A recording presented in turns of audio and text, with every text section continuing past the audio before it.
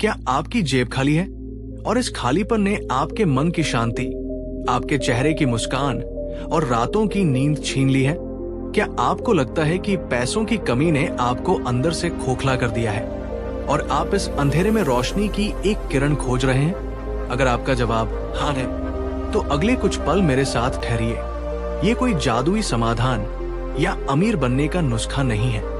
ये एक यात्रा है अपने भीतर उस खजाने को खोजने की, जिसे दुनिया की कोई दौलत खरीद नहीं सकती। ये बुद्ध की वो शिक्षा है जो सिखाती है कि जब जेब खाली हो तब मन को कैसे भरा जाए, मन की शांति को कैसे पाया जाए। नमस्कार दोस्तों, स्वागत नहीं अभिनंदन है आपका अपने चैनल बुद्धा ब्लेसिंग इंस्पायर में। क्योंकि स्वागत मेहमान का करते हैं, आप हमारे मेहमान नहीं, आप हमारे साथी हैं। चलिए शुरू करते हैं। आज हम उस रास्ते पर चलेंगे जिस पर चलकर एक राजकुमार ने सब कुछ त्याग दिया था, ये जानने के लिए कि असली सुख क्या है। उन्होंने पाया कि सुख और शांति बाहर की परिस्थितियों में नहीं, बल्कि हमारे मन के भीतर की अवस्था में छिपे हैं। तो चलिए आज हम उस अवस्था को पाने का रहस्य जानते हैं। मेरे मित्र, ये समझना बहुत जरूरी है कि आप अकेला महसूस नहीं कर रहे हैं। आज दुनिया में करोड़ों लोग इसी पीड़ा से गुजर रहे हैं। जेब का खालीपन अक्सर हमारे मन में एक तूफान ले आता है। भविष्य की चिंता, अपनी और अपने परिवार की जरूरतों का बोझ और समाज में अपनी स्थिति को लेकर एक अजीब सी शर्म, ये सब मिलकर हमारी आत्मा को निचोड़ देता है। हम मुस्कुराने की कोशिश करते हैं, पर अंदर से रो रहे होते हैं। हम मजबूत दिखने का नाटक करते हैं, पर अंदर से टूट चुके होते हैं। भगवान बुद्ध ने इस पीड़ा को बहुत गहराई से समझा था। उन्होंने इसे दुख कहा और उन्होंने ये भी सिखाया कि ये दुख जीवन का एक हिस्सा है, एक अनिवार्य सत्य है। जब हम इस दुनिया में आते हैं तो जन्म, बुढ़ापा, बीमारी, मृत्यु और अपनी प्रिय चीजों से बिछड़ना, ये सब दुख का ही रूप है। और इसी तरह इच्छित वस्तु का न मिलना भी दुख है। पैसा या धन आज के युग की सबसे बड़ी जरूरतों और इच्छाओं में से एक है। इसलिए जब वो नहीं होता तो दुख होना स्वाभाविक है। लेकिन बुद्ध यही नहीं रुके। उन्होंने दुख का कारण भी बताया। उन्होंने कहा कि दुख का मूल कारण है तृष्णा, यानी इच्छा या आसक्ति। इसे बहुत ध्यान से समझिए। समस्या पैसे की कमी में उतनी नहीं है जितनी उस पैसे से जुड़ी हमारी इच्छाओं और उस पर हमारी निर्भरता में है। हमें लगता है कि पैसा होगा तभी हम खुश रहेंगे, तभी हमें सुरक्षा मिलेगी, तभी समाज में इज्जत होगी। ये जो तभी होगा वाली सोच है, यही तृष्णा है, यही हमें बांधती है। और जब पैसा नहीं होता तो यही हमें असहनीय पीड़ा देती है। जरा सोचिए, बुद्ध एक राजकुमार थे, सिद्धार्थ गौतम। उनके पास धन दौलत, ऐशो आराम की कोई कमी नहीं थी। लेकिन उन्होंने देखा कि इन सब के बावजूद भी लोग दुखी हैं, बीमार हैं, बूढ़े हो रहे हैं और मर रहे हैं। उन्होंने महसूस किया कि बाहरी सुख सुविधाएं असली शांति नहीं दे सकती। और इसी सत्य की खोज में उन्होंने अपना राजपाट, अपना परिवार, सब कुछ छोड़ दिया। ये हमें क्या सिखाता है? ये सिखाता है कि मन की शांति का खजाना तिजोरियों में नहीं, बल्कि हमारे मन के भीतर ही कहीं छिपा है। दोस्तों, आपसे एक निवेदन और है। हमें बहुत मेहनत लगती है। इन सब में आपका एक लाइक हमें और भी प्रेरित करेगा कि हम आपके लिए ऐसी ही ज्ञानवर्धक वीडियो लाते रहे। प्लीज इस चैनल को सब्सक्राइब जरूर करें और शेयर करें उन दोस्तों और परिवार वालों के साथ जिनके साथ भी ऐसा हो रहा है। और कमेंट में नमो बुद्धाय लिखना न भूलें, इससे हमें पता चलेगा कि आप हमारी वीडियो से बहुत प्रेरित हुए। चलिए आगे बढ़ते हैं। जब जेब खाली हो तो सबसे पहली और सबसे बड़ी लड़ाई हमारे मन के अंदर ही शुरू होती है। हमारा मन हमें बार बार ये एहसास दिलाता है कि हम कितने असहाय हैं, कितने असफल हैं। वो भविष्य के ऐसे ऐसे डरावने चित्र बनाता है कि हम वर्तमान में जीना ही भूल जाते हैं। बुद्ध ने हमें सिखाया कि मन को साधना ही सबसे बड़ी चुनौती और सबसे बड़ा समाधान है। उन्होंने कहा, आप जो सोचते हैं वही बन जाते हैं। आपका मन ही आपकी दुनिया बनाता है।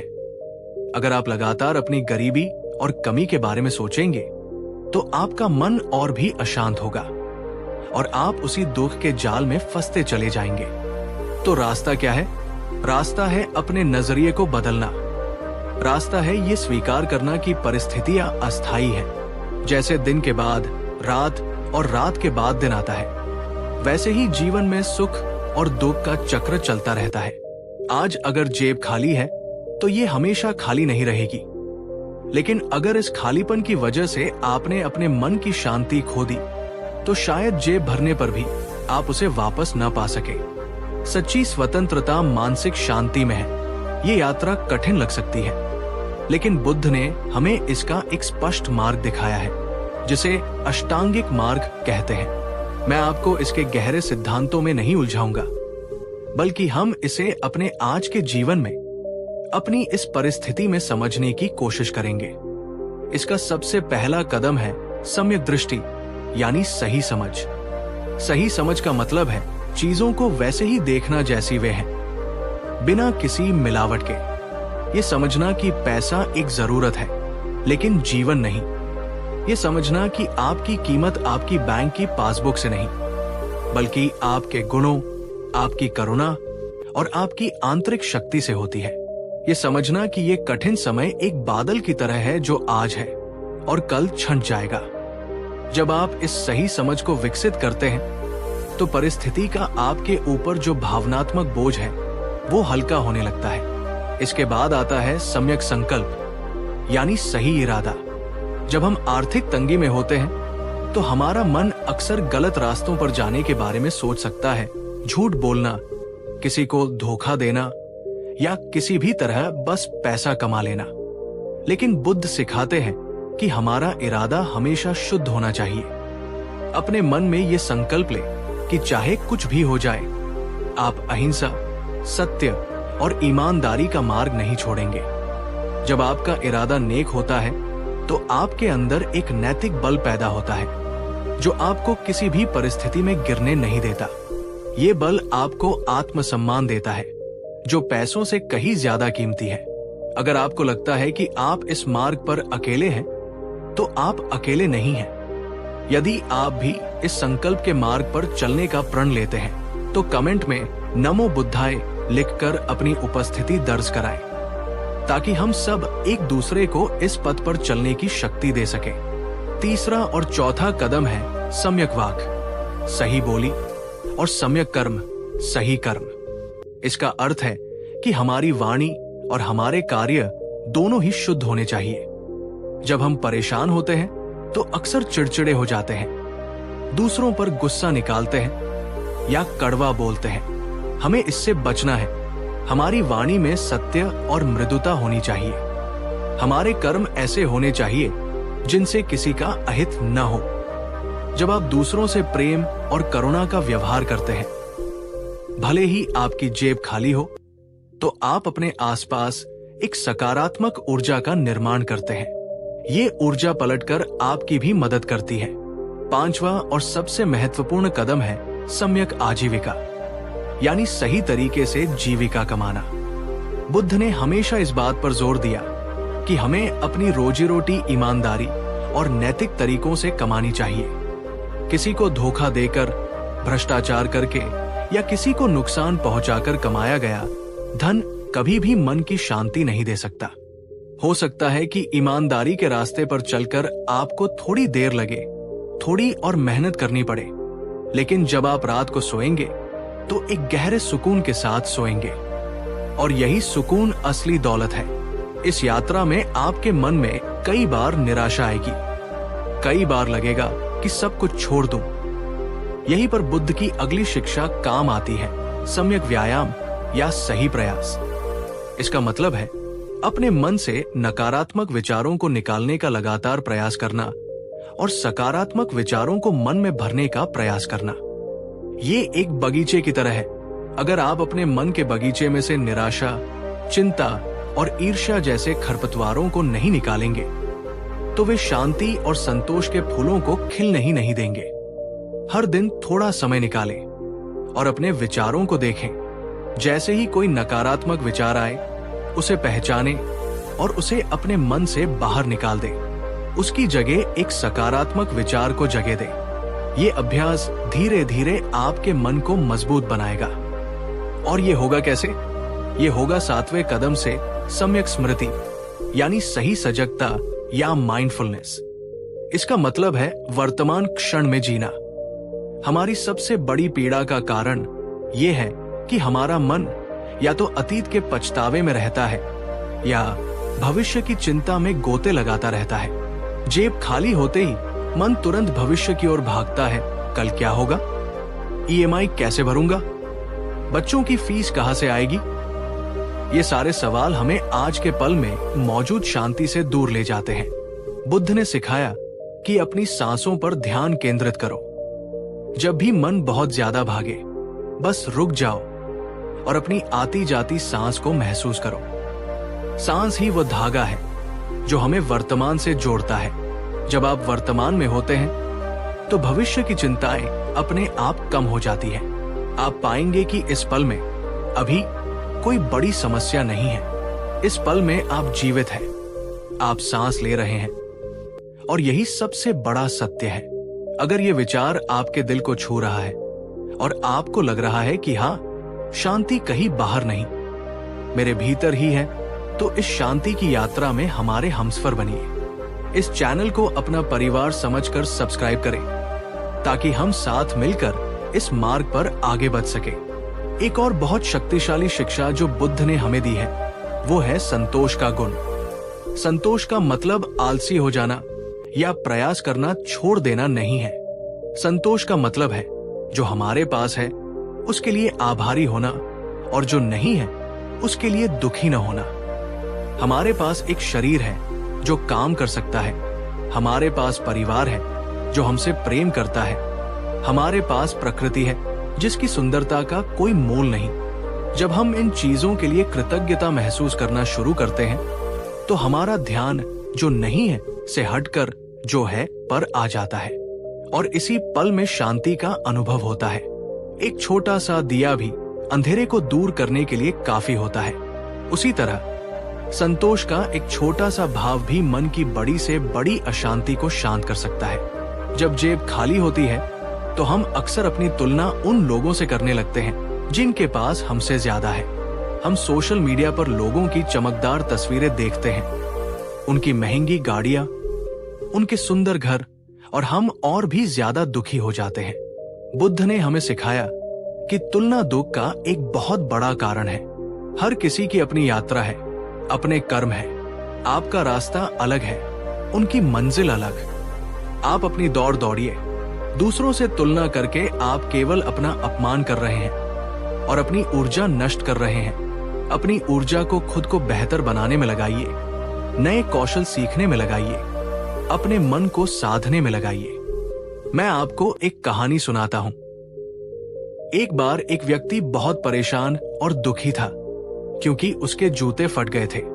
वो ईश्वर को कोस रहा था कि उसे नए जूते खरीदने के लिए भी पैसे नहीं दिए। वो दुखी मन से बाजार में घूम रहा था। तभी उसकी नजर एक ऐसे व्यक्ति पर पड़ी जिसके पैर ही नहीं थे, लेकिन वो फिर भी मुस्कुरा रहा था और अपनी छोटी सी गाड़ी को हाथों से धकेलते हुए जा रहा था। उस व्यक्ति को अपनी पीड़ा अचानक बहुत छोटी लगने लगी। उसे एहसास हुआ कि वो उन चीजों के लिए रो रहा था जो उसके पास नहीं थी, जबकि उसके पास जो कुछ था वो उसके लिए आभारी ही नहीं था। ये कहानी हमें सिखाती है कि हमारी पीड़ा अक्सर सापेक्ष होती है। जब हम अपने से ज्यादा अभाव में जी रहे लोगों को देखते हैं और उनके प्रति करुणा का भाव रखते हैं तो हमें अपनी समस्याएं छोटी लगने लगती हैं। करुणा यानी दूसरों के दुख को समझना और उसे दूर करने की इच्छा रखना बौद्ध धर्म का सार है। 15. जब आप किसी और की मदद करते हैं, भले ही आपके पास देने के लिए पैसा ना हो, आप अपना समय दे सकते हैं। आप किसी को सांत्वना के 2 शब्द बोल सकते हैं तो आपको एक अद्भुत शांति का अनुभव होता है। सेवा और करुणा का भाव हमारे अहंकार को कम करता है और हमें उस मैं और मेरा के छोटे से दायरे से बाहर निकालता है जो हमारे सारे दुखों की जड़ है। इस शांति के मार्ग पर चलकर जब आपको थोड़ी सी भी राहत मिले तो इस अनुभव को दूसरों तक भी पहुंचाइए। इस वीडियो को एक लाइक देकर अपना समर्थन दिखाएं, ताकि ये उन लोगों तक भी पहुंच सके जो शायद इसी तरह की पीड़ा से गुजर रहे हों और जिन्हें इन शब्दों की जरूरत हो। अंत में मेरे मित्र, याद रखिए, तथागत बुद्ध ने कभी ये नहीं कहा कि धन कमाना या समृद्ध होना पाप है। उन्होंने केवल ये सिखाया कि धन को जीवन का केंद्र मत बनाओ, उसे एक साधन समझो, साध्य नहीं। तुम्हारी असली संपत्ति तुम्हारा चरित्र, तुम्हारी शांति, तुम्हारी करुणा और तुम्हारी प्रज्ञा है। परिस्थितियां बदलेंगी, ये संसार परिवर्तनशील है।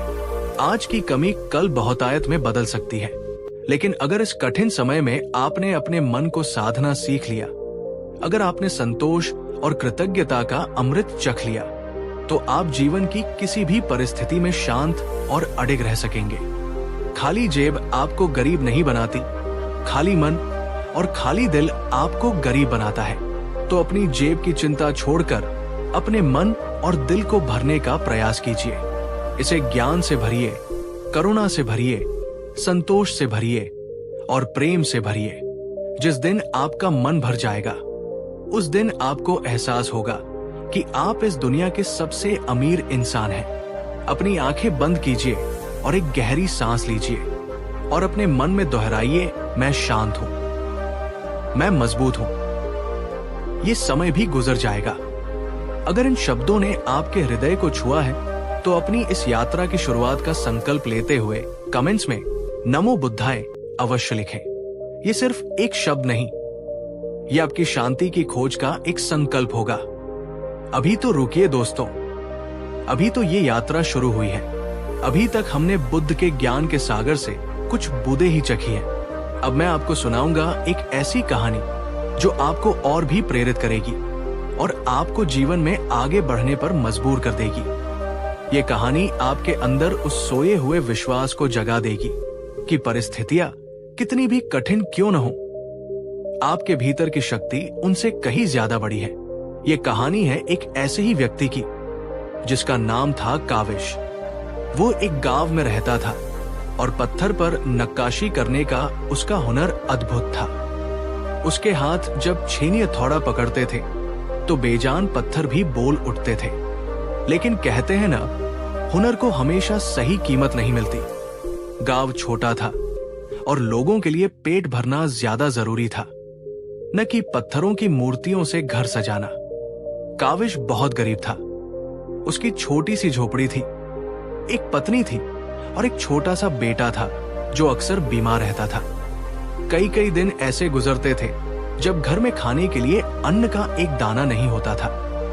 काविश सुबह से शाम तक बाजार में बैठा रहता, अपनी बनाई छोटी छोटी मूर्तियों के साथ, लेकिन खरीदार कोई नहीं आता था। लोग आते, उसकी कला की प्रशंसा करते, वाह क्या खूब बनाया है कहते और आगे बढ़ जाते। प्रशंसा से पेट नहीं भरता। हर गुजरते दिन के साथ काविश के मन में निराशा का अंधेरा और भी गहरा होता जा रहा था। उसे अपनी कला से, अपने जीवन से और ईश्वर से घृणा होने लगी थी। उसी गांव में एक बहुत अमीर व्यापारी भी रहता था जिसका नाम था धनपाल। जब भी धनपाल का रथ गांव की गलियों से गुजरता, धूल का एक गुबार उड़ाता हुआ, तो काविश का दिल कड़वाहट से भर जाता। वो सोचता, इस दुनिया का कैसा न्याय है। एक तरफ ये धनपाल है जिसके पास इतना धन है कि उसकी 7 पुश्तें भी बैठकर खा सकती है, और दूसरी तरफ मैं हूं जिसके बेटे की दवा के लिए भी पैसे नहीं है। ये तुलना की आग उसे अंदर ही अंदर जला रही थी। उसकी पत्नी उसे समझाने की कोशिश करती, धीरज रखिए, भगवान कोई न कोई रास्ता जरूर दिखाएगा। लेकिन काविश का धीरज अब जवाब दे चुका था। एक शाम जब उसका बेटा तेज बुखार में तप रहा था और घर में दवा तो दूर, खिलाने के लिए रोटी का एक टुकड़ा भी नहीं था, काविश पूरी तरह टूट गया। उसने अपने औजार उठाए और गुस्से में उन्हें जमीन पर पटक दिया। वो चिल्लाया, क्या करूं मैं इस हुनर का? क्या चाटूं इन पत्थरों को? आज से मैं ये काम नहीं करूंगा। मैं ये गांव छोड़कर कहीं दूर चला जाऊंगा, मजदूरी करूंगा, कुछ भी करूंगा, लेकिन ये अपमान का जीवन अब और नहीं जी सकता। ये कहकर वो गुस्से में घर से बाहर निकल गया और बिना किसी दिशा के चलता चला गया। रात घिर रही थी। उसका मन विचारों के तूफान से घिरा हुआ था। चलते चलते वो गांव के बाहर नदी के किनारे एक पुराने पीपल के पेड़ के पास पहुंच गया। वो थककर पेड़ के नीचे बैठ गया और फूट फूट कर रोने लगा। उसे लग रहा था कि वो दुनिया का सबसे असहाय और असफल व्यक्ति है। तभी उसे एक शांत और सौम्य आवाज सुनाई दी, पुत्र, तुम्हारे दुख का कारण क्या है? काविश ने चौंक कर ऊपर देखा। पेड़ के नीचे एक बौद्ध भिक्षु शांत भाव से बैठे थे, जिनके चेहरे पर एक अद्भुत तेज था। काविश को पहले तो कुछ कहने की हिम्मत नहीं हुई, लेकिन फिर उसका सारा दबा हुआ दर्द बाहर आ गया। उसने रोते हुए अपनी पूरी कहानी उस भिक्षु को सुना दी। अपनी गरीबी, अपनी कला का अनादर, अपने बीमार बेटे की चिंता और धनपाल के प्रति अपनी ईर्ष्या। भिक्षु ने उसकी पूरी बात बहुत धैर्य से सुनी। जब काविश चुप हुआ तो भिक्षु मुस्कुराए और बोले, पुत्र, तुम्हारी जेब खाली नहीं है। तुम्हारी जेब तो तुम्हारे हुनर के खजाने से भरी हुई है। खाली तो तुम्हारा मन हो गया है। काविश को ये बात समझ नहीं आई। उसने कहा, भगवान, आप कैसी बातें कर रहे हैं? इसी हुनर ने तो मुझे कहीं का नहीं छोड़ा। भिक्षु ने कहा, समस्या तुम्हारे हुनर में नहीं, तुम्हारे हुनर को करने के तरीके में है। तुम पत्थर नहीं तराशते, तुम अपनी चिंता, अपनी निराशा और अपनी ईर्ष्या को तराशते हो।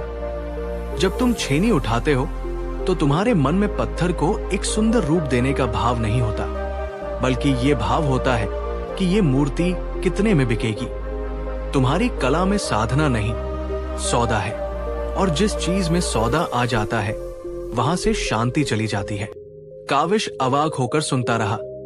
भिक्षु ने आगे कहा, तुम धनपाल से ईर्ष्या करते हो क्योंकि तुम बाहर की दौलत को देखते हो। क्या तुमने कभी उसके मन के भीतर झांका है? क्या तुम जानते हो कि उसे रात में नींद आती है या नहीं? उसे अपना धन लुट जाने का कितना भय है? उसे अपने व्यापार की कितनी चिंता है? तुम केवल उसका रथ देखते हो, उसके मन का बोझ नहीं देख पाते। दुख हर जगह है पुत्र, रूप अलग अलग है, तो मैं क्या करूं? भगवान, काविश ने बेबसी से पूछा। मेरा बेटा बीमार है, मुझे पैसों की जरूरत है। भिक्षु ने कहा, कल सुबह तुम यहां आना, अपने औजार साथ लाना और एक पत्थर का टुकड़ा भी। लेकिन एक शर्त है, कल जब तुम काम करोगे तो पैसे के बारे में बिल्कुल नहीं सोचोगे। तुम ये नहीं सोचोगे कि इसे कौन खरीदेगा या इससे कितने पैसे मिलेंगे। तुम बस उस पत्थर पर ध्यान दोगे, अपनी सांसों पर ध्यान दोगे और अपनी छेनी की हर चोट पर ध्यान दोगे। तुम ये सोचकर काम करना कि तुम ये मूर्ति मेरे लिए बना रहे हो, एक भेंट के रूप में। काविश को कुछ समझ नहीं आ रहा था, लेकिन उसके पास खोने के लिए अब कुछ था भी नहीं। वो सिर झुकाकर घर लौट आया। अगली सुबह वो अपने औजार और एक छोटा सा पत्थर लेकर उसी पेड़ के नीचे पहुंच गया। भिक्षु वहां पहले से ही ध्यान में बैठे थे। काविश ने उन्हें प्रणाम किया और एक कोने में बैठकर काम शुरू कर दिया। शुरू में उसका मन बार बार भटक रहा था। उसे बेटे का चेहरा याद आ रहा था, घर का खाली बर्तन याद आ रहा था, धनपाल का रथ याद आ रहा था। उसका हाथ कांप रहा था। तभी भिक्षु ने आंखें खोले बिना कहा, सांस लो पुत्र, अपनी आती जाती सांस को महसूस करो। मन जब भी भागे उसे पकड़कर वापस अपनी सांस पर और अपनी छेनी पर ले आओ। काविश ने वैसा ही किया। उसने गहरी सांस ली और अपना पूरा ध्यान पत्थर पर लगा दिया।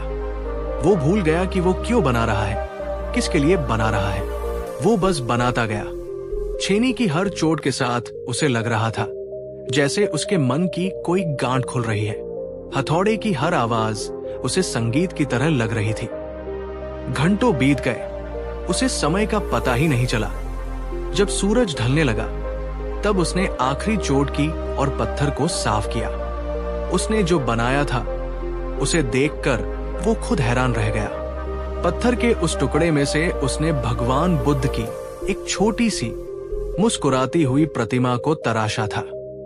लेकिन उस प्रतिमा में कुछ अद्भुत था।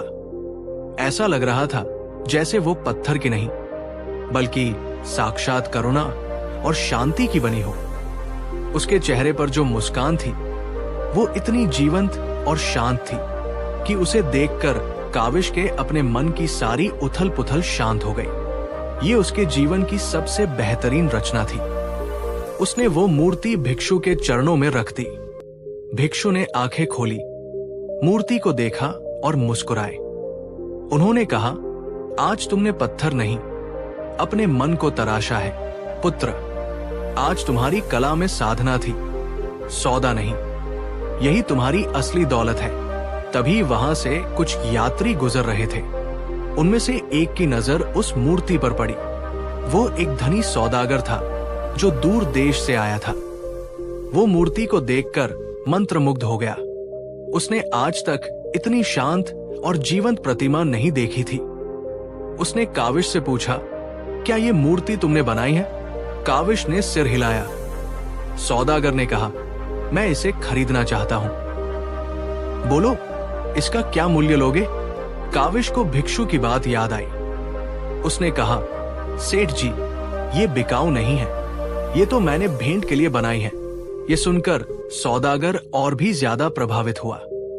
उसे लगा कि जो कलाकार अपनी इतनी अद्भुत कृति को बेचने का लोभ नहीं रखता, वो जरूर कोई साधारण व्यक्ति नहीं है। उसने कहा, मैं जानता हूं कि ऐसी कला का कोई मोल नहीं लगाया जा सकता, लेकिन मैं इसे अपने घर के मंदिर में स्थापित करना चाहता हूं। कृपया मना मत करो, इसे मेरी भेंट समझकर स्वीकार करो। ये कहकर उसने सोने की कुछ मोहरें निकाली और काविश के हाथ में रख दी। वो इतनी थी कि काविश के बेटे का इलाज अच्छे से हो सकता था और कई महीनों तक घर का खर्च भी चल सकता था। काविश की आंखों में आंसू आ गए। उसने कृतज्ञता से भिक्षु की ओर देखा। भिक्षु ने शांत भाव से कहा, यह धन तुम्हारी कला का मूल्य नहीं है, ये तुम्हारी साधना का फल है। जब तुम बिना किसी अपेक्षा के पूरे मन से और शांति से अपना कर्म करते हो, तो सृष्टि तुम्हें वो सब दे देती है जिसकी तुम्हें जरूरत है। जाओ, पहले अपने पुत्र का उपचार कराओ। उस दिन काविश को समझ आया कि असली गरीबी धन की कमी नहीं, बल्कि मन की शांति की कमी है। असली समस्या परिस्थितियां नहीं, बल्कि परिस्थितियों को देखने का हमारा नजरिया है। वो अमीर नहीं बना था, लेकिन वो शांत हो गया था और उस शांति में उसे वो खजाना मिल गया था जिसे कोई चुरा नहीं सकता था।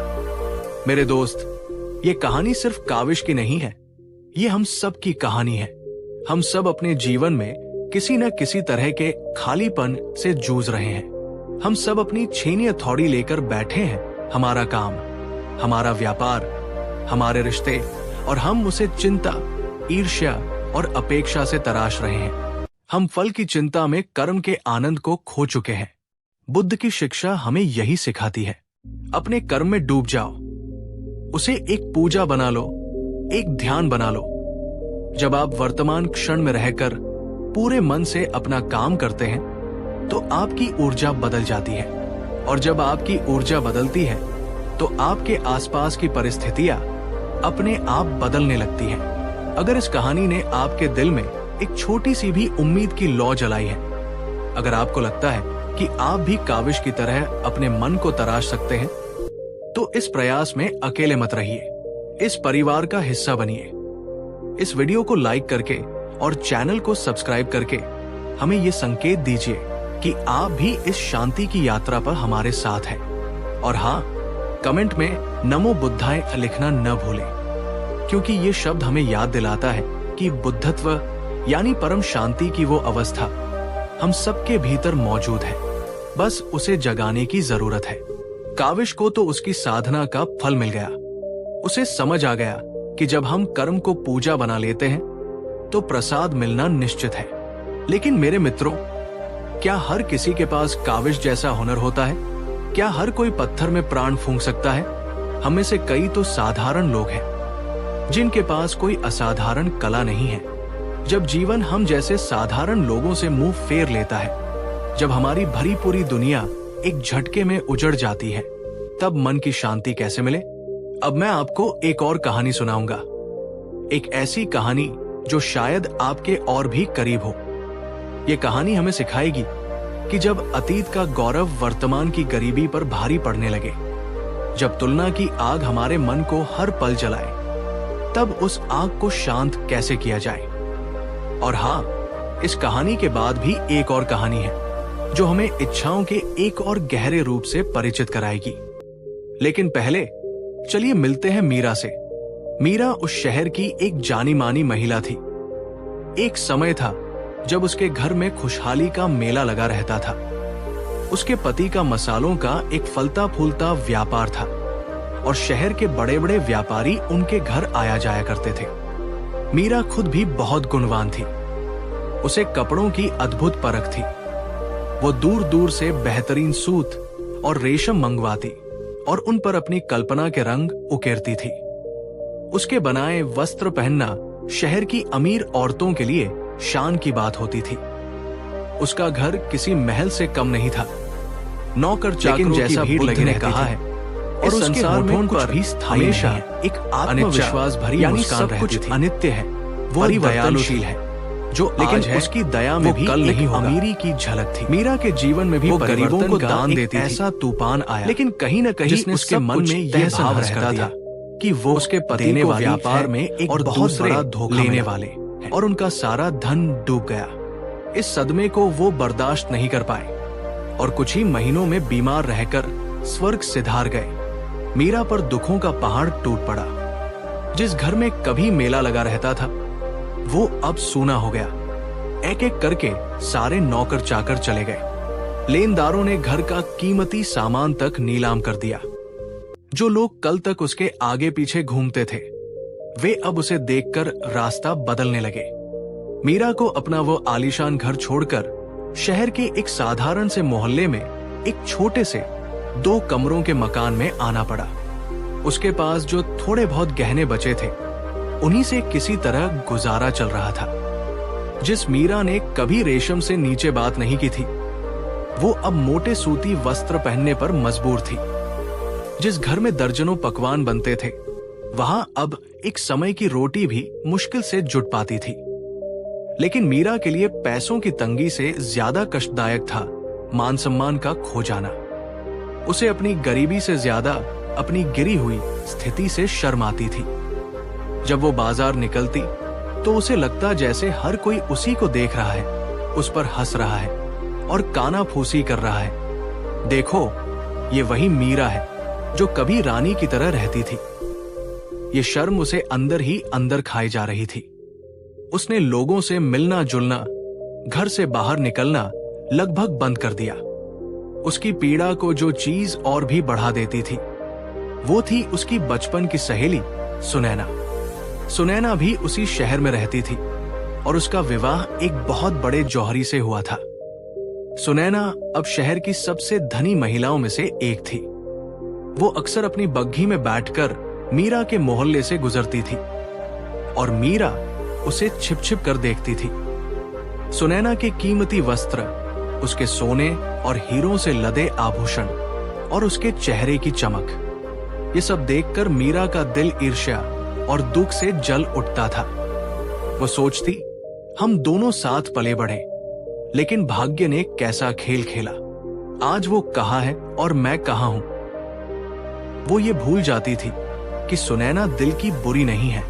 उसने कई बार मीरा की मदद करने की कोशिश भी की थी, लेकिन मीरा के स्वाभिमान ने हर बार उसे मना कर दिया था। मीरा के लिए उसकी मदद लेना अपनी हार स्वीकार करने जैसा था। वो दिन रात अपने अतीत के बारे में सोचती रहती। कैसे उसका घर था, कैसे लोग उसकी इज्जत करते थे, कैसे उसका जीवन खुशियों से भरा था। ये अतीत की यादें उसे वर्तमान में जीने ही नहीं देती थी। उसका वर्तमान तो बस एक अंधेरी कोठरी बन गया था, जिसमें वह अपनी गरीबी और अपनी तुलना के साथ कैद थी। बुद्ध ने कहा था कि दुख का एक कारण प्रिय से बिछो भी है। मीरा अपने प्रिय अतीत से, अपनी प्रिय समृद्धि से बिछड़ चुकी थी और यही उसका सबसे बड़ा दुख था। एक दिन शहर में वसंतोत्सव था। पूरा शहर रोशनी और रंगों से नहाया हुआ था। मीरा की भी इच्छा हुई कि वो बाहर निकले, लेकिन फिर उसे अपने साधारण कपड़ों और खाली जेब का ख्याल आ गया और वो रुक गई। वो अपनी खिड़की से ही उत्सव की रौनक देख रही थी। तभी उसने सुनैना की बग्घी को आते देखा। आज सुनैना विशेष रूप से सुंदर लग रही थी।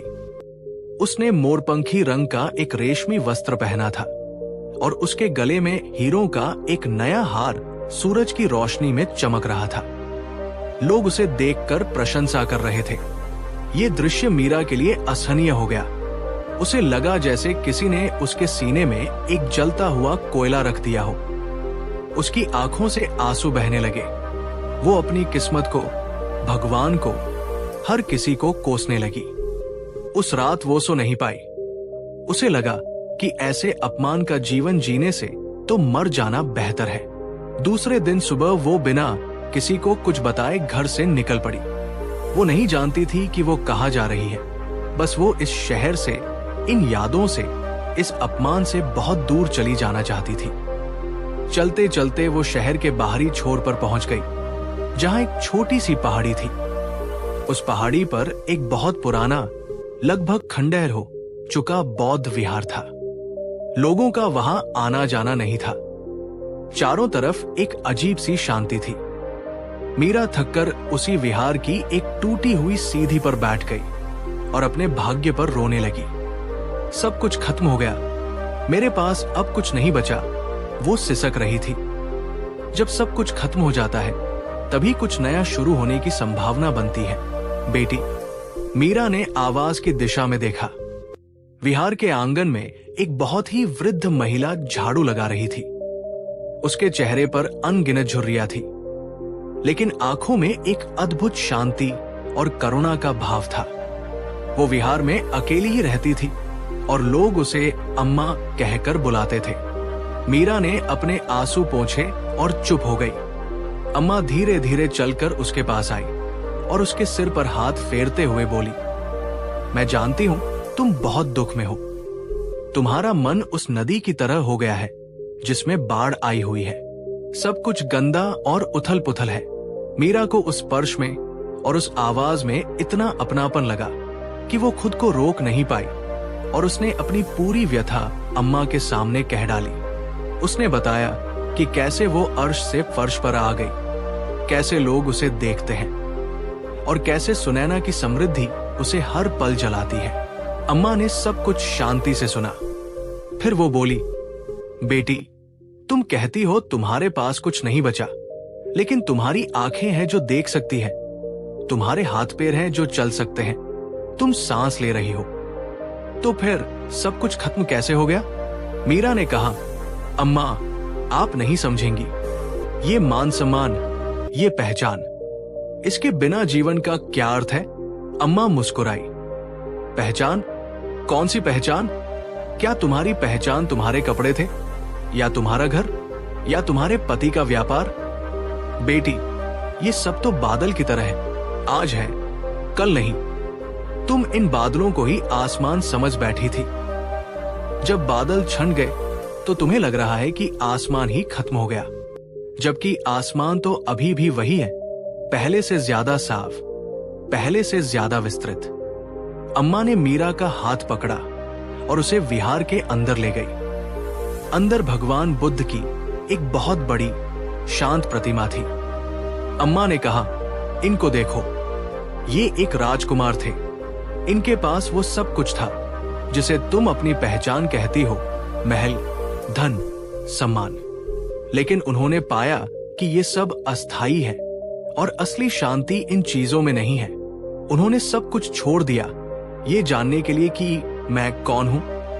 जब कपड़े, पद और धन हट जाते हैं तो पीछे जो बचता है वही मैं हूं। लेकिन जैसा बुद्ध ने कहा है, इस संसार में कुछ भी स्थायी नहीं है। अनिच्चा यानी सब कुछ अनित्य है, परिवर्तनशील है। जो आज है वो कल नहीं होगा। मीरा के जीवन में भी परिवर्तन का एक ऐसा तूफान आया जिसने सब कुछ तहस नहस कर दिया। उसके पति को व्यापार में एक बहुत बड़ा धोखा मिला और उनका सारा धन डूब गया। इस सदमे को वो बर्दाश्त नहीं कर पाए और कुछ ही महीनों में बीमार रहकर स्वर्ग सिधार गए। मीरा पर दुखों का पहाड़ टूट पड़ा। जिस घर में कभी मेला लगा रहता था वो अब सूना हो गया। एक एक करके सारे नौकर चाकर चले गए।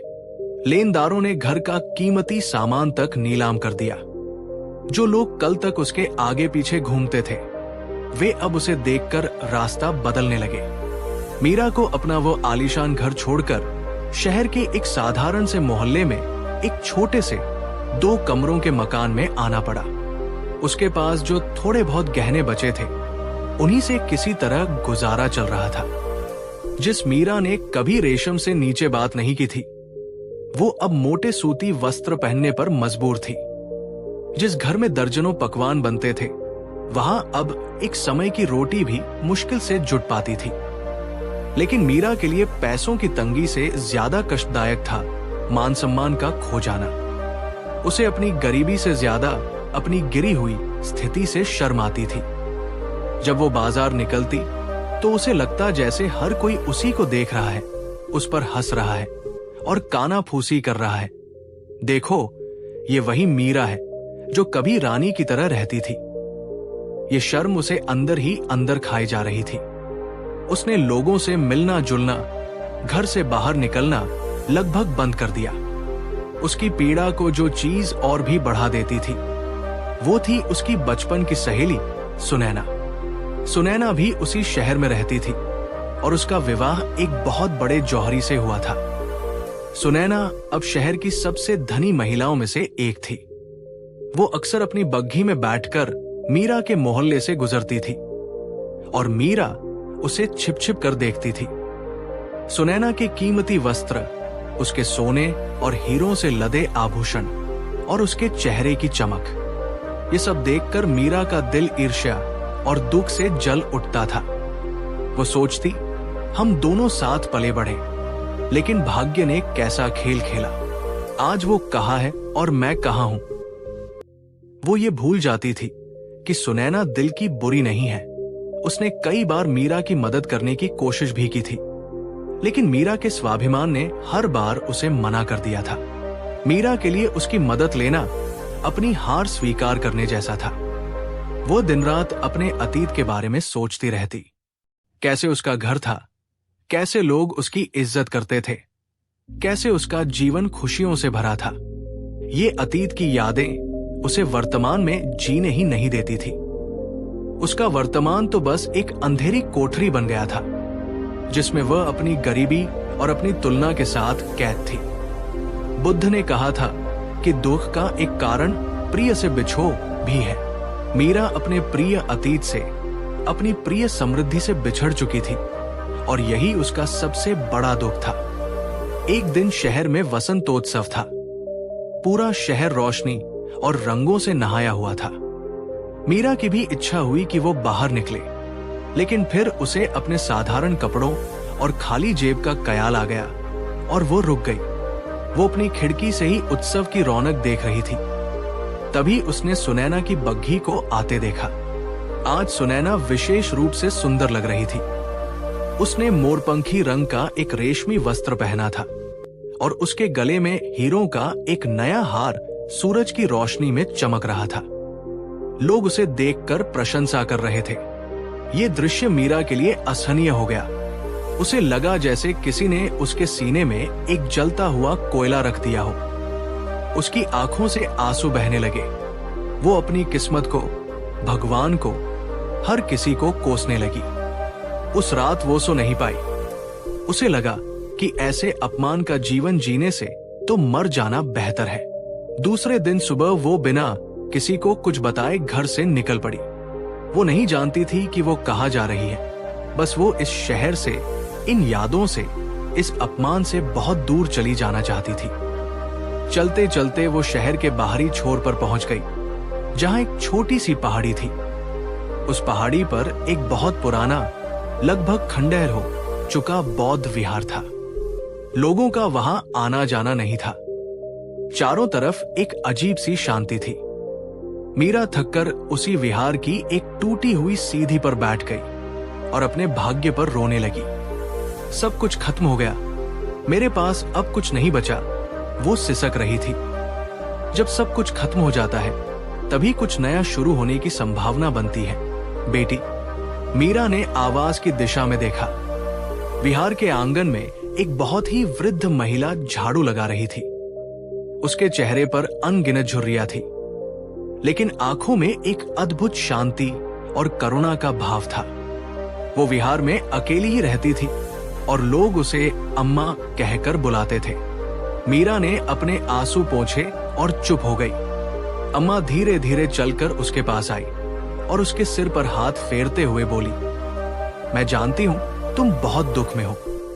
तुम्हारा मन उस नदी की तरह हो गया है जिसमें बाढ़ आई हुई है। सब कुछ गंदा और उथल पुथल है। मीरा को उस स्पर्श में और उस आवाज में इतना अपनापन लगा कि वो खुद को रोक नहीं पाई और उसने अपनी पूरी व्यथा अम्मा के सामने कह डाली। उसने बताया कि कैसे वो अर्श से फर्श पर आ गई, कैसे लोग उसे देखते हैं और कैसे सुनैना की समृद्धि उसे हर पल जलाती है। अम्मा ने सब कुछ शांति से सुना। फिर वो बोली, बेटी, तुम कहती हो तुम्हारे पास कुछ नहीं बचा, लेकिन तुम्हारी आंखें हैं जो देख सकती हैं, तुम्हारे हाथ पैर हैं जो चल सकते हैं, तुम सांस ले रही हो, तो फिर सब कुछ खत्म कैसे हो गया? मीरा ने कहा, अम्मा, आप नहीं समझेंगी। ये मान सम्मान, ये पहचान, इसके बिना जीवन का क्या अर्थ है? अम्मा मुस्कुराई। पहचान? कौन सी पहचान? क्या तुम्हारी पहचान तुम्हारे कपड़े थे, या तुम्हारा घर, या तुम्हारे पति का व्यापार? बेटी, ये सब तो बादल की तरह है, आज है कल नहीं। तुम इन बादलों को ही आसमान समझ बैठी थी। जब बादल छंट गए तो तुम्हें लग रहा है कि आसमान ही खत्म हो गया, जबकि आसमान तो अभी भी वही है, पहले से ज्यादा साफ, पहले से ज्यादा विस्तृत। अम्मा ने मीरा का हाथ पकड़ा और उसे विहार के अंदर ले गई। अंदर भगवान बुद्ध की एक बहुत बड़ी शांत प्रतिमा थी। अम्मा ने कहा, इनको देखो, ये एक राजकुमार थे। इनके पास वो सब कुछ था जिसे तुम अपनी पहचान कहती हो, महल, धन, सम्मान। लेकिन उन्होंने पाया कि ये सब अस्थाई है और असली शांति इन चीजों में नहीं है। उन्होंने सब कुछ छोड़ दिया ये जानने के लिए कि मैं कौन हूं। जब कपड़े, पद और धन हट जाते हैं तो पीछे जो बचता है वही मैं हूं। तुम अपनी तुलना अपनी सहेली से करती हो। तुलना हमेशा दुख देती है, क्योंकि तुम उसके बाहरी रूप को देखती हो, उसके मन की स्थिति को नहीं। और तुम अपनी तुलना अपने ही अतीत से करती हो, जो और भी ज्यादा खतरनाक है। अतीत एक मरा हुआ बोझ है बेटी, उसे अपनी पीठ पर लादकर तुम वर्तमान में चल नहीं पाओगी। तुम हर कदम पर लड़खड़ाओगी। तो मैं क्या करूं? अम्मा, मीरा ने पूछा। ये यादें मेरा पीछा नहीं छोड़ती। अम्मा ने कहा, मन को कोई काम दे दो, खाली मन ही अतीत और भविष्य में भटकता है। तुम मेरे साथ यही रहो कुछ दिन, मेरा हाथ बटाओ, इस विहार की सफाई करो, इन पौधों में पानी दो और मेरे साथ बैठकर इन पुराने फटे हुए कपड़ों को सियो। अम्मा ने उसे कुछ पुराने वस्त्रों का ढेर दिखाया जो किसी ने दान में दिए थे। मीरा को यह काम बहुत छोटा लगा। कहा वो महीन रेशम पर काम करती थी और कहा ये मोटे फटे हुए कपड़े, लेकिन उसके पास कोई और चारा भी नहीं था। वो रुक गई। पहले कुछ दिन उसका मन काम में बिल्कुल नहीं लगा। वो झाड़ू लगाती, लेकिन उसका ध्यान अपनी हवेली पर होता। वो पौधों में पानी डालती, पर उसे अपने बगीचे के माली याद आते। वो कपड़े सीती, पर उसकी उंगलियां रेशम को याद करती और उसकी आंखों के सामने सुनैना का हीरों का हार घूमता रहता। अम्मा उसे देखती, पर कुछ कहती नहीं थी। वो बस अपना काम शांति से करती रहती। वो हर काम बहुत ध्यान से करती थी, जैसे वही दुनिया का सबसे जरूरी काम हो। एक दिन मीरा कपड़े सीते सीते फिर से रोने लगी। अम्मा उसके पास आकर बैठी। उन्होंने कहा, बेटी, तुम कपड़ा नहीं सी रही हो, तुम अपने दुख को सी रही हो। सुई के हर टाके के साथ तुम अपने मन में एक और गांठ लगा रही हो। कर्म को बोझ समझकर करोगी तो वो बोझ ही लगेगा। कर्म को ध्यान बनाकर करो। ध्यान? इस काम में कैसा ध्यान? मीरा ने चिढ़कर कहा। जब सुई कपड़े के अंदर जाए तो अपनी सांस को अंदर लो, जब सुई बाहर आए तो सांस को बाहर छोड़ो। अपना पूरा ध्यान बस उस सुई, उस धागे और उस कपड़े पर लगाओ। देखो कपड़ा कहां से फटा है, उसे मरम्मत की जरूरत है। उसे अपना पूरा प्रेम दो, अपनी पूरी करुणा दो। ये मत सोचो कि ये किसका है या ये कितना पुराना है। बस अपना कर्म करो पूरी सजगता के साथ। मीरा ने कोशिश की। ये बहुत मुश्किल था। मन हजारों बार भटका, लेकिन अम्मा के शांत चेहरे को देखकर उसे प्रेरणा मिलती। धीरे धीरे, बहुत धीरे धीरे एक चमत्कार होने लगा। जैसे जैसे उसका ध्यान अपने काम पर केंद्रित होने लगा, उसके मन में चल रहा शोर कम होने लगा। उसे पहली बार उस धागे का स्पर्श महसूस हुआ, उस कपड़े का खुरदुरापन महसूस हुआ। उसे ये एहसास हुआ कि ये फटा हुआ कपड़ा भी किसी के तन को ढंकेगा, किसी को सर्दी से बचाएगा। पहली बार उसके मन में सेवा का भाव जागा, बिना किसी अमीरी के अहंकार के। वो भूल गई कि वो कौन थी। वो भूल गई कि सुनैना कौन है। उस पल में सिर्फ वो थी, सुई धागा था और एक कर्म था जो ध्यान बन चुका था। महीनों बीत गए। मीरा अब पूरी तरह बदल चुकी थी। उसके चेहरे पर अब शर्म या ईर्ष्या नहीं, बल्कि एक अजीब सी शांति और सौम्यता थी। वो कम बोलती थी और मुस्कुराती ज्यादा थी। उसने अपनी कपड़ों की परख और हुनर का इस्तेमाल उन पुराने वस्त्रों को एक नया रूप देने में किया। वो अलग अलग टुकड़ों को जोड़कर सुंदर गुदड़िया और ओढ़ने बना देती थी। मीरा ने अपने अतीत की पहचान को जाने देना सीख लिया था।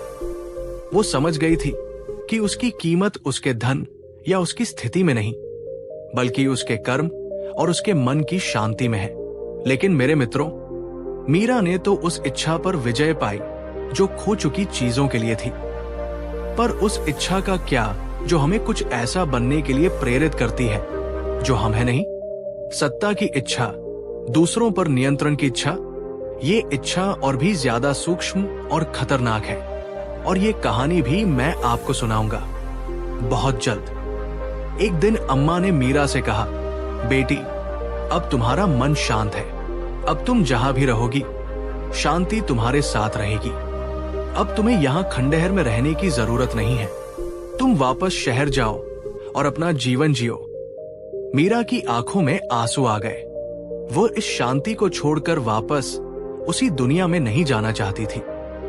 अम्मा ने कहा, असली साधना दुनिया से भागने में नहीं, दुनिया में रहकर शांत रहने में है। जाओ और अपने इस हुनर को अपनी आजीविका बनाओ।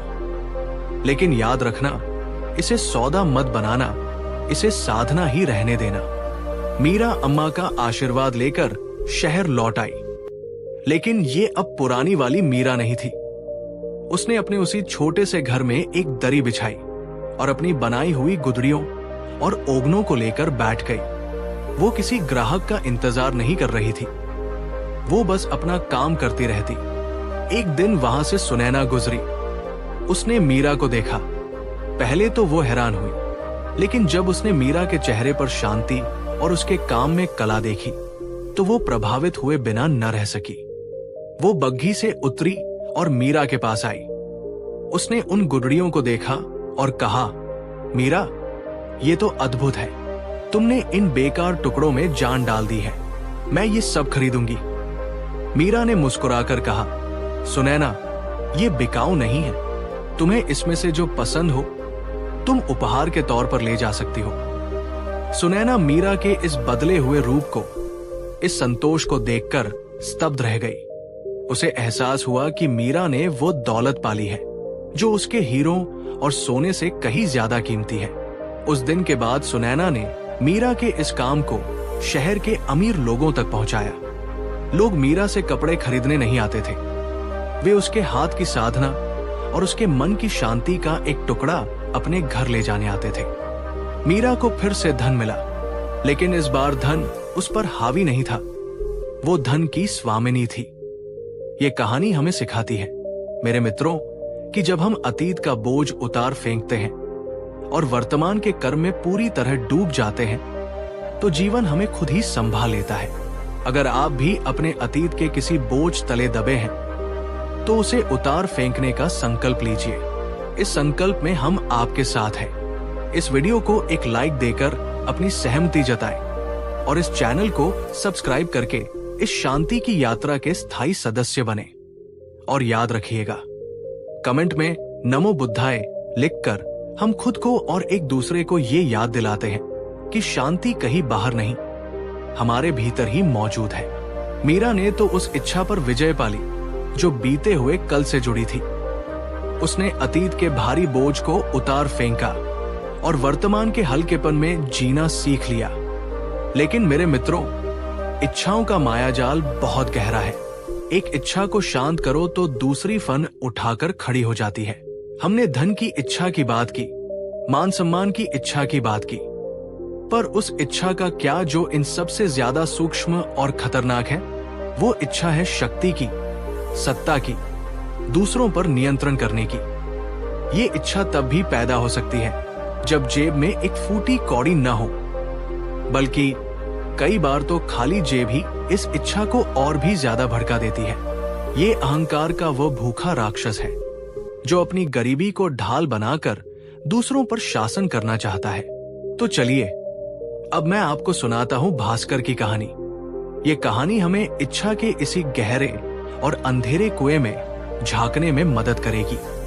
उसी राज्य के एक दूसरे गांव में एक युवक रहता था जिसका नाम था भास्कर। भास्कर के पास जमीन जायदाद के नाम पर कुछ नहीं था, बस एक टूटी फूटी झोपड़ी थी जिसकी छत बारिश में हमेशा टपकती थी। वो दूसरों के खेतों में मजदूरी करके जैसे तैसे अपना और अपनी बूढ़ी मां का पेट पालता था।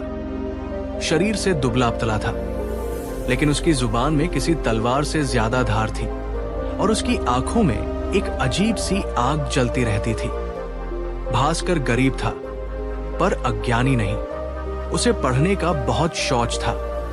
वो गांव के मंदिर के पंडित जी से पुराने ग्रंथ और शास्त्र मांगकर पढ़ता रहता था। उसने इतिहास की कहानियां पढ़ी थी, राजनीति के दाम पेंच समझे थे और उसे लगता था कि वो गांव के बाकी लोगों से कहीं ज्यादा बुद्धिमान और योग्य है। उस गांव के मुखिया थे एक वृद्ध व्यक्ति, नाम था दीनदयाल। जैसा नाम वैसा ही उनका स्वभाव था। वो बहुत ही सरल, दयालु और सबकी मदद करने वाले इंसान थे। गांव के लोग उनका बहुत सम्मान करते थे, लेकिन भास्कर की नजरों में दीनदयाल एक कमजोर और पुराने त्यालाद के व्यक्ति थे जिन्हें गांव चलाना नहीं आता था। जब भी गांव में कोई पंचायत होती, भास्कर एक कोने में खड़ा सब कुछ ध्यान से सुनता। जब दीनदयाल कोई फैसला सुनाते तो भास्कर मन ही मन हंसता और सोचता, कितना मूर्ख है ये बूढ़ा। अगर इसकी जगह मैं होता तो ये फैसला लेता। मैं दिखाता कि राज कैसे किया जाता है। वो अक्सर पंचायत के बाद कुछ नौजवानों को इकट्ठा करके मुखिया के फैसले की आलोचना करता। अपनी बातों के जाल में वो उन्हें ये यकीन दिला देता कि गांव की सारी समस्याओं की जड़ मुखिया दीनदयाल की अयोग्यता ही है। भास्कर के मन में ये इच्छा जोर पकड़ने लगी थी कि वो गांव का अगला मुखिया बने। ये इच्छा पैसों के लिए नहीं थी, ये सत्ता के लिए थी, नियंत्रण के लिए थी, ये साबित करने के लिए थी कि वो सबसे बेहतर है। उसकी गरीबी उसके इस अहंकार के लिए ईंधन का काम करती थी। उसे लगता था कि दुनिया ने उसे गरीब रखकर उसके साथ अन्याय किया है और वो मुखिया बनकर इस अन्याय का बदला लेगा। वो सेवा नहीं, शासन करना चाहता था। एक साल गांव में भयंकर सूखा पड़ा। बारिश की एक बूंद नहीं गिरी। खेत फट गए, मवेशी प्यासे मरने लगे और लोगों के घरों में अनाज खत्म होने लगा। गांव पर अब तक का सबसे बड़ा संकट आ पड़ा था। मुखिया दीनदयाल ने पंचायत बुलाई। उन्होंने सबसे सलाह मांगी। बहुत सोचने समझने के बाद उन्होंने एक रास्ता सुझाया। हमारे पुरखों ने गांव के बाहर एक बहुत गहरा कुआं खुदवाया था। समय के साथ वो मिट्टी से भर गया है, अगर हम सब मिलकर मेहनत करें और उसे फिर से गहरा करें, तो हो सकता है मां गंगा हमें पानी दे दे। ये एक धीरज और मेहनत का काम था। फल मिलेगा या नहीं, ये भी निश्चित नहीं था। तभी भीड़ में से भास्कर आगे आया। उसके चेहरे पर एक व्यंग्य भरी मुस्कान थी। उसने ऊंची आवाज में कहा, वाह मुखिया जी, वाह! क्या उपाय सुझाया है। जब तक हम आपका ये कुआं खोदेंगे, तब तक तो हमारे बच्चे प्यासे ही मर जाएंगे। ये मेहनत का नहीं, बुद्धि का समय है। सब लोग भास्कर की तरफ देखने लगे। दीनदयाल ने शांत भाव से कहा, तो पुत्र, तुम ही कोई रास्ता सुझाओ। ये भास्कर के लिए सुनहरा मौका था। उसने अपनी पूरी वाक्पटुता का इस्तेमाल करते हुए कहा, हम मेहनत क्यों करें? हम राजा के पास जाएंगे। हम उन्हें अपनी हालत बताएंगे, लगान माफ करने की मांग करेंगे और पास की नदी से एक नहर खुदवाने के लिए अर्जी देंगे। ये हमारा हक है। राजा हमारी प्रजा है और उन्हें हमारी मदद करनी ही होगी। भास्कर की बातों में एक जोश था, एक आकर्षण था। निराश और हताश गांव वालों को यह रास्ता ज्यादा आसान और असरदार लगा। कुआं खोदने की मेहनत से बचना और सीधे राजा से मदद की उम्मीद करना उन्हें ज्यादा लुभावना लगा। ज्यादातर नौजवान भास्कर के समर्थन में चिल्लाने लगे। गांव दो हिस्सों में बंट गया। कुछ बूढ़े और अनुभवी लोग दीनदयाल के साथ रहे, लेकिन गांव का बड़ा हिस्सा भास्कर के पीछे हो लिया। दीनदयाल ने भास्कर को समझाने की कोशिश की, बेटा, रास्ता गलत नहीं है, पर तुम्हारी नीयत में खोट है। तुम लोगों की मदद नहीं, खुद को नेता साबित करना चाहते हो। अहंकार का मार्ग हमेशा विनाश की ओर ले जाता है। लेकिन भास्कर ने उनकी एक न सुनी। उसे लगा कि ये बूदा उससे जल रहा है। उसने कुछ लोगों का एक दल बनाया और राजधानी की ओर चल पड़ा। उसके मन में सत्ता का नशा चढ़ रहा था। लोग उसे नेताजी कहकर बुला रहे थे, उसकी सलाह मान रहे थे। पहली बार उसे लग रहा था, हमने धन की इच्छा की बात की, मान सम्मान की इच्छा की बात की, पर उस इच्छा का क्या जो इन सबसे ज्यादा सूक्ष्म और खतरनाक है? वो इच्छा है शक्ति की, सत्ता की, दूसरों पर नियंत्रण करने की। ये इच्छा तब भी पैदा हो सकती है जब जेब में एक फूटी कौड़ी न हो, बल्कि कई बार तो खाली जेब ही इस इच्छा को और भी ज्यादा भड़का देती है।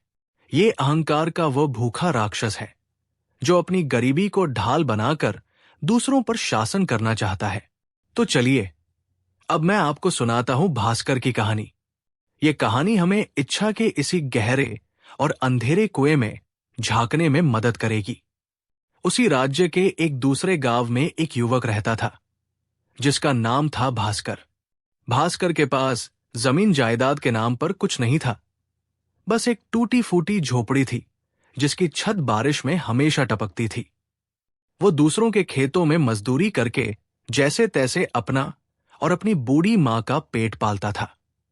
शरीर से दुबला पतला था, लेकिन उसकी जुबान में किसी तलवार से ज्यादा धार थी और उसकी आंखों में एक अजीब सी आग जलती रहती थी।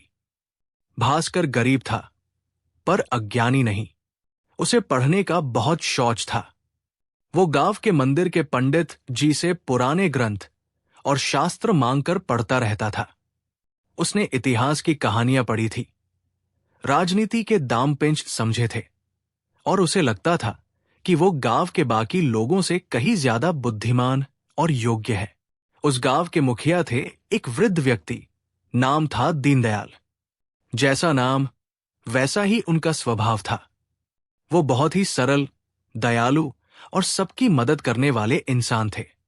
गांव के लोग उनका बहुत सम्मान करते थे, लेकिन भास्कर की नजरों में दीनदयाल एक कमजोर और पुराने त्यालाद के व्यक्ति थे जिन्हें गांव चलाना नहीं आता था।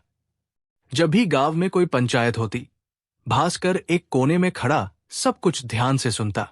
जब दीनदयाल कोई फैसला सुनाते तो भास्कर मन ही मन हंसता और सोचता, कितना मूर्ख है ये बूढ़ा।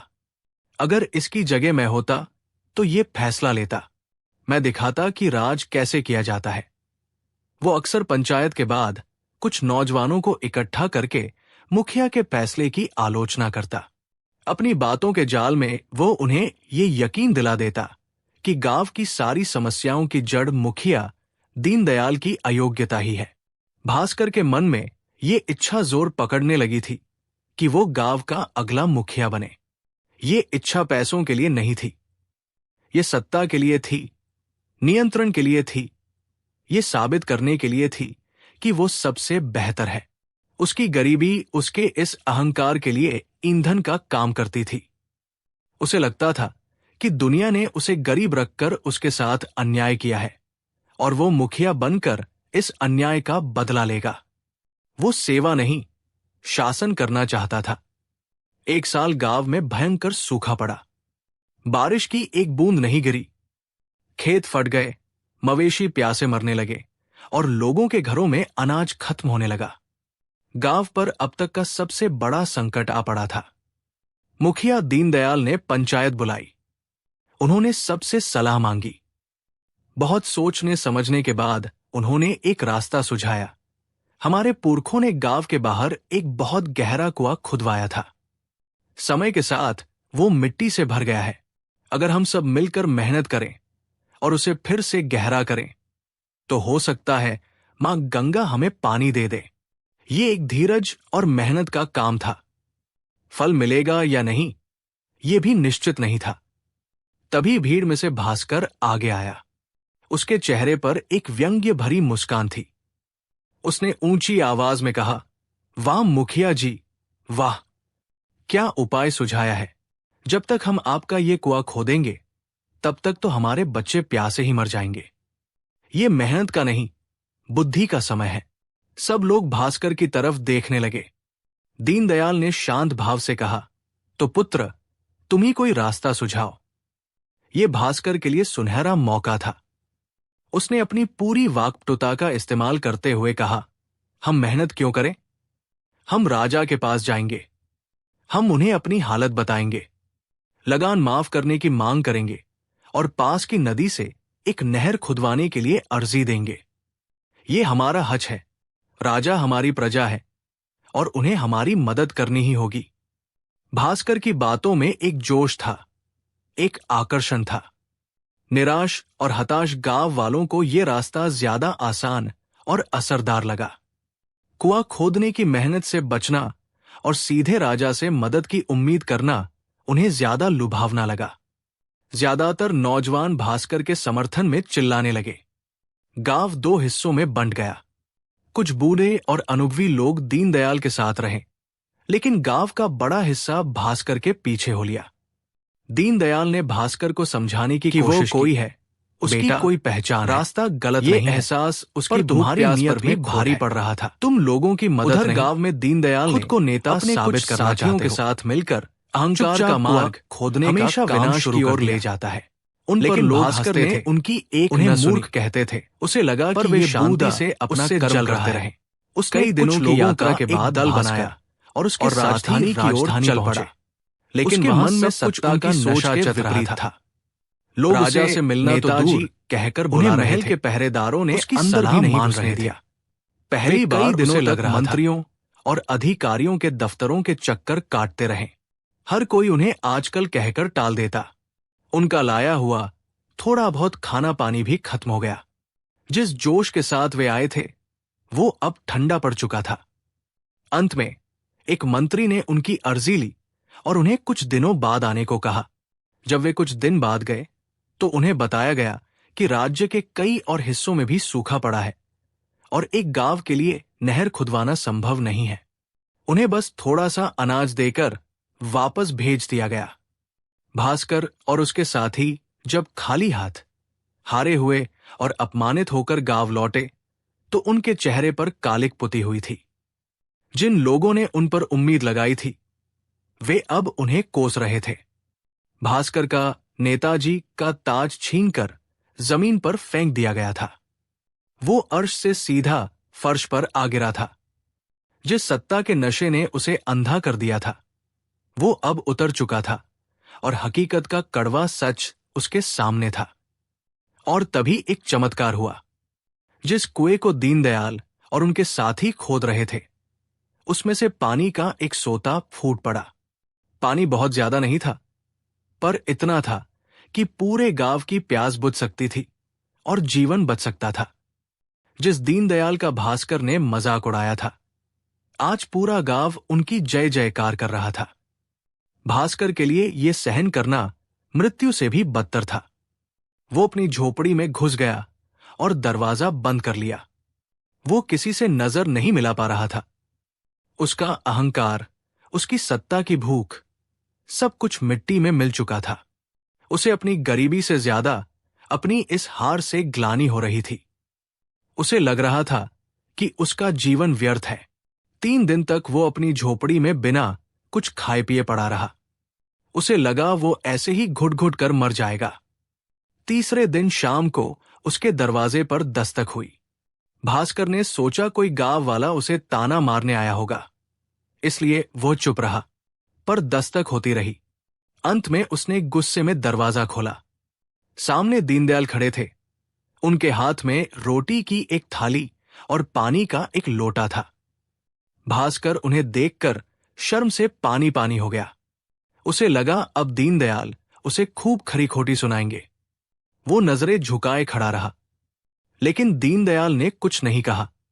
उन्होंने बस थाली और लोटा आगे बढ़ा दिया और शांत, करुण आवाज में बोले, खा लो बेटा, भूखे पेट बुद्धि काम नहीं करती। दीनदयाल के इस व्यवहार ने, उनकी इस करुणा ने भास्कर के भीतर कुछ तोड़ दिया।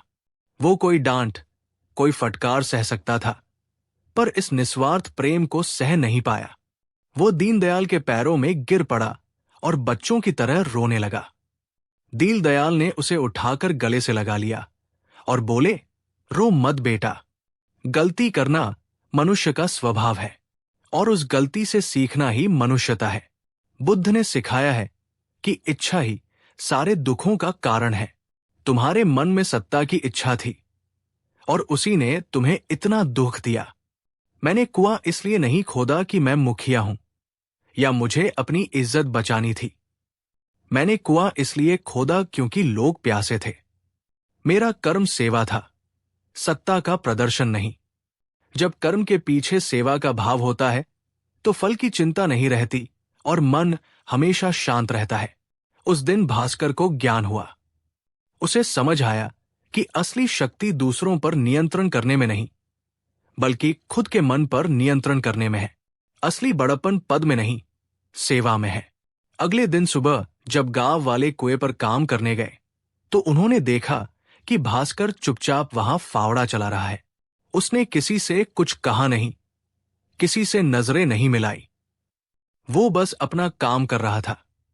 उसके चेहरे पर अब अहंकार की आग नहीं, बल्कि पश्चाताप और शांति का एक भाव था। वो अब नेता नहीं, एक सेवक बन गया था और इसी सेवा में उसे वो शांति मिली जो सत्ता का सिंहासन भी उसे कभी नहीं दे सकता था। मेरे मित्रों, हम सबके भीतर कहीं न कहीं एक भास्कर छिपा है जो शक्ति चाहता है, नियंत्रण चाहता है। हम अपनी नौकरी में, अपने परिवार में, अपने समाज में कहीं न कहीं अपनी सत्ता स्थापित करना चाहते हैं और ये इच्छा ही हमारी अशांति का सबसे बड़ा कारण बनती है। अगर इस कहानी ने आपको अपने भीतर के भास्कर को पहचानने में मदद की है तो उस पर विजय पाने के इस रास्ते पर चलिए। यह रास्ता सेवा का है, समर्पण का है और अहंकार को गलाने का है। अगर आप इस रास्ते पर चलने का संकल्प लेते हैं तो इस वीडियो को अपना प्रेम दे, एक लाइक के जरिए, और इस चैनल के परिवार का हिस्सा बने ताकि हम मिलकर एक दूसरे को शक्ति दे सकें। और हां, कमेंट्स में नमो बुद्धाय लिखकर इस संकल्प पर अपनी मुहर अवश्य लगाएं, क्योंकि बुद्ध का मार्ग ही सेवा